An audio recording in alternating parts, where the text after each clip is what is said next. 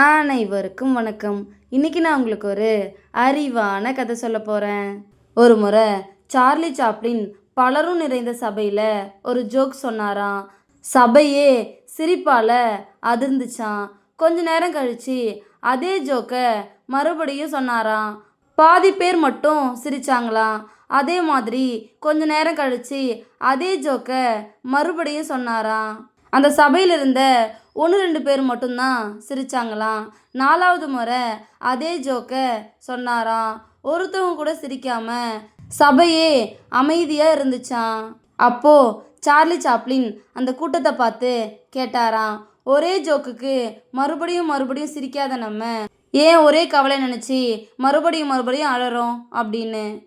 இதோட இந்த கதை முடிஞ்சிருச்சு. இந்த கதை உங்கள் எல்லாருக்கும் பிடிச்சிருக்குன்னு நம்புகிறேன். இன்னொரு அழகான கதையில் நாளை மாலை 5 மணிக்கு சந்திப்போம்.